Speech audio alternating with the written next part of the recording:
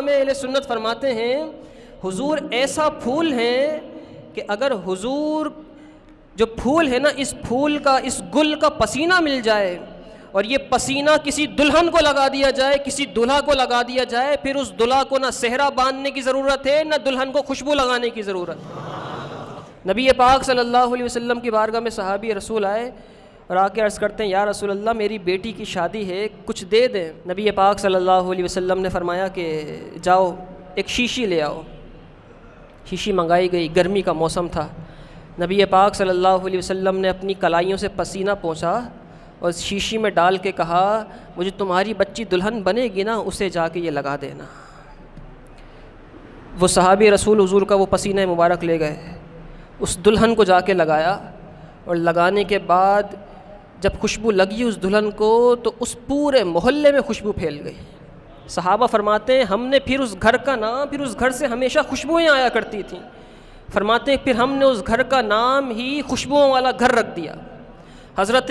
غزالی زماں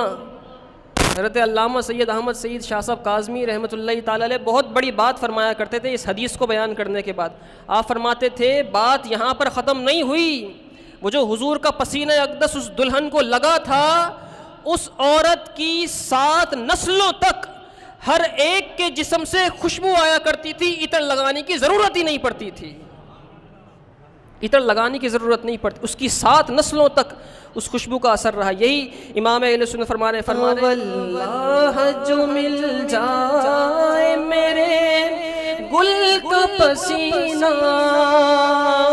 واللہ جو مل جائے میرے گل کا پسینہ، مانگے نہ کبھی عطر نہ پھر چاہے دلہن پھول، مانگے نہ کبھی عطر نہ پھر چاہے دلہن پھول، سرتاب قدم ہے تنے